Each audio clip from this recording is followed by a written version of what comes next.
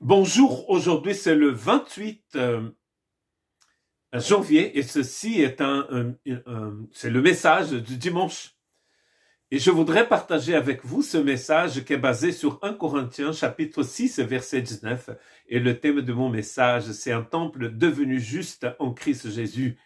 1 Corinthiens 6, 19, ne le savez-vous pas, votre corps est le temple du Saint-Esprit qui est en vous et que vous avez reçu de Dieu, vous ne vous appartenez pas à vous-même. Quand vous lisez 1 Corinthiens 6, vous allez voir que à un moment, Paul va en train de parler de comment les Corinthiens, ce qu'ils étaient avant et ce qu'ils sont devenus après.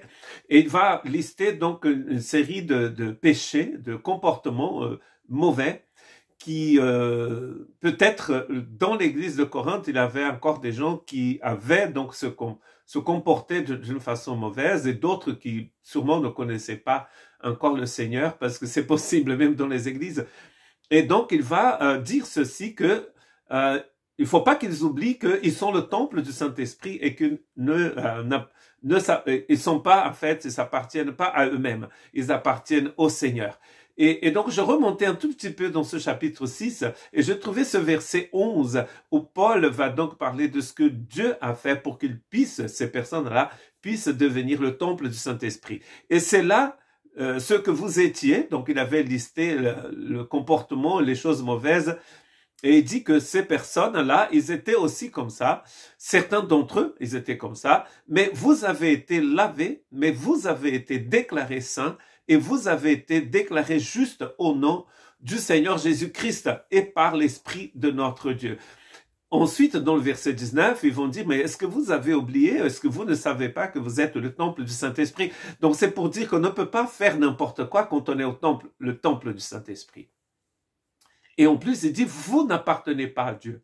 Et je souligne, en fait, ces trois choses, c'est très intéressant parce que beaucoup de pasteurs évangéliques, notamment les baptistes, ils aiment bien prêcher avec 3 points. Et là, Paul nous donne ces 3 points dans le verset 11. La première chose qu'il dit ici, c'est que vous avez été lavés.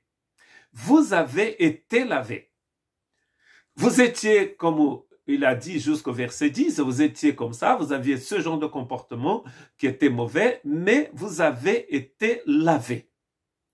Nous sommes lavés du péché. En plus, nous apprenons par la grâce, par la miséricorde de Dieu. Et c'est ce que Paul dit à Tite dans Tite chapitre 3, verset 5. Il nous a sauvés et il ne l'a pas fait à cause des actes de justice que nous aurions pu accomplir, mais conformément à sa compassion, à travers le bain de la nouvelle naissance et le renouvellement du Saint-Esprit. Si vous cherchez dans notre playlist, dans notre chaîne YouTube, vous allez voir qu'il y a un moment où je vais commenter Tite chapitre 3 dans notre formation au baptême. Nous avons été lavés. C'est ce que Jésus dit à Nicodème, pour qu'il puisse rentrer dans son royaume, il faut qu'il soit naître de l'eau et de l'esprit. Donc nous avons été lavés par le Saint-Esprit. Et cela n'a pas été fait par un acte de justice à nous-mêmes, parce que de toute façon, notre justice est considérée comme de l'impureté pour Dieu. Nous n'avons pas de justice en nous-mêmes. Nous allons voir plus tard que nous avons celle de Dieu en nous, la justice de Dieu. Nous ne pourrions jamais nous laver. Et très intéressant l'histoire de Nicodème, parce que Nicodème, qui va voir Jésus de nuit, dans Jean chapitre 3, c'est un religieux, c'est un pharisien, donc un homme qui connaissait la loi. Et cet homme-là, il a besoin de comprendre que pour entrer dans le royaume de Dieu, il faut être né d'en haut, il faut être né de nouveau. Et c'est au travers de cette compassion que Dieu nous a donc lavés. Nous avons été lavés. Avant de devenir le temple, Dieu nous a purifiés par cette nouvelle naissance. Le texte dit que c'est au travers, donc ce texte de Tite dit que c'est le renouvellement du Saint-Esprit. C'est le Saint-Esprit qui nous a renouvelés. Nous avons, il n'y a pas longtemps, dans notre église, étudié quelqu'un a médité dans 2 Corinthiens 5, 17, qui dit que nous sommes devenus une vie nouvelle, une nouvelle création. Et lui, il a dit, à cette personne, a dit, donc en fait, cette nouvelle création, c'est à l'opposé, complètement à l'opposé de l'ancienne création. Donc c'est autre chose. C'est pour ça que Paul dit, vous êtes le temple du Saint-Esprit. Nous sommes remplis du Saint-Esprit. Donc ça, c'est la première chose. Si nous avons été lavés par l'œuvre de Jésus sur la croix.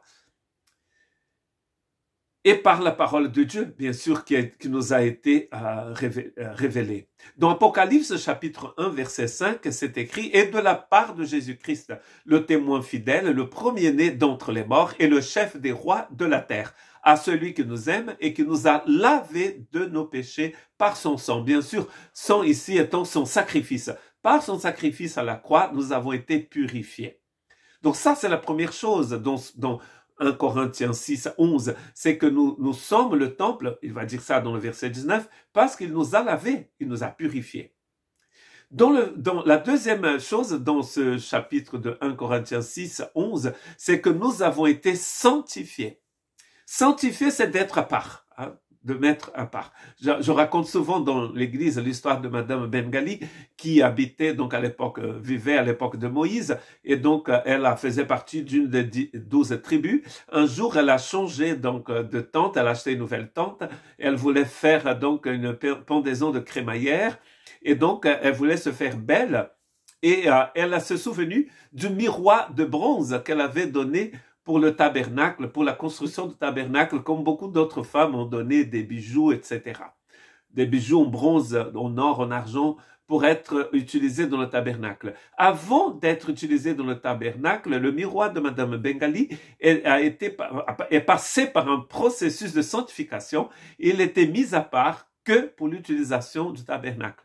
Donc, si Madame Bengali va voir Aaron, le grand sacrificateur, pour lui dire, Monsieur Aaron, bonjour, je vais organiser une petite fête tapas dans le désert, par exemple. Ici, au Pays Basque, nous avons beaucoup de tapas aussi, tapas là, tapas et théâtre, tapas et poésie, tapas et musique, tapas et Bible dans notre région, dans notre église. Et donc, Madame Bengali allait organiser un genre de tapas pour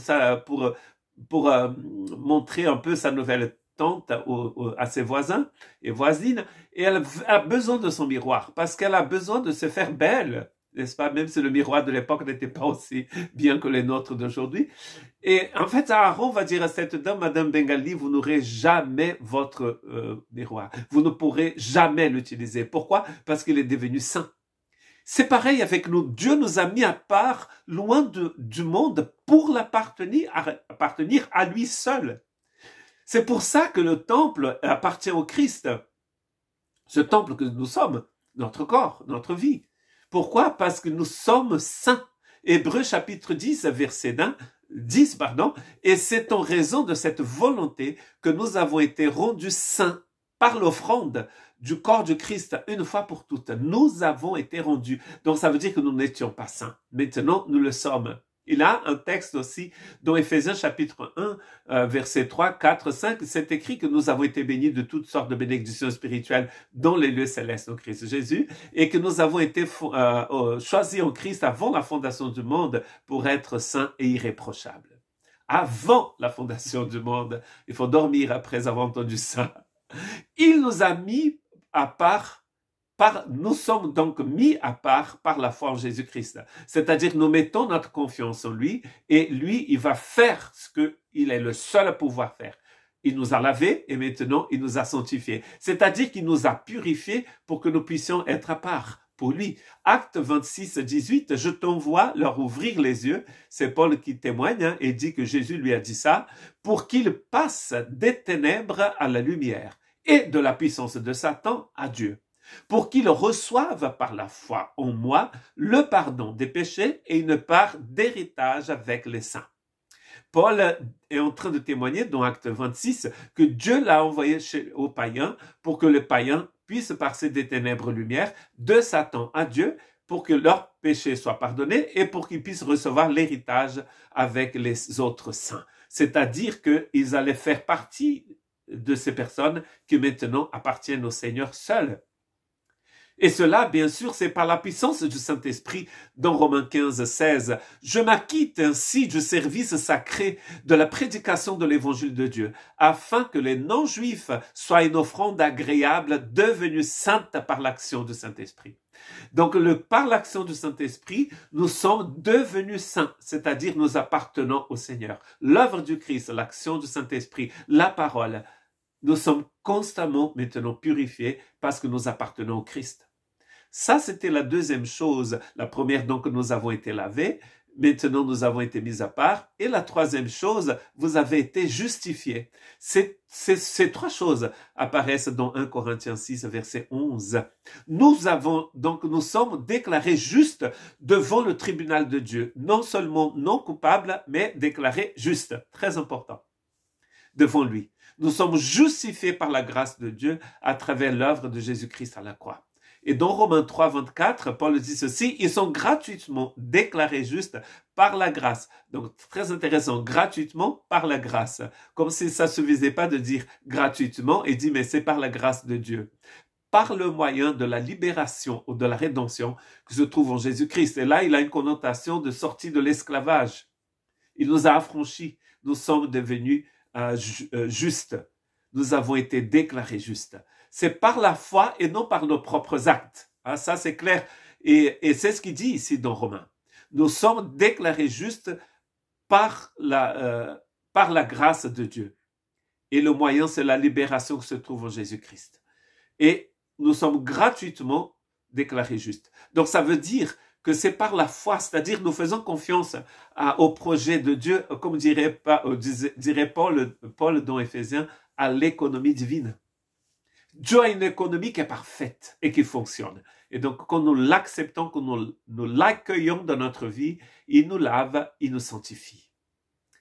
Dans 2 Corinthiens 5, 21, c'est écrit, c'est lui qui n'a pas connu le péché, il a fait devenir péché pour nous, afin qu'en lui nous devenions justice de Dieu. Mais voici la clé de tout cela.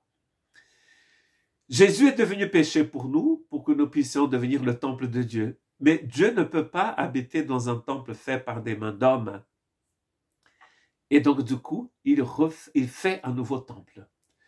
Nouvelle création, 2 Corinthiens 5, 17. Vous voyez? C'est cette nouvelle création. Le temple, c'est une nouvelle création. Ce n'est pas l'ancienne création améliorée. Mais non, c'est tout à fait nouveau.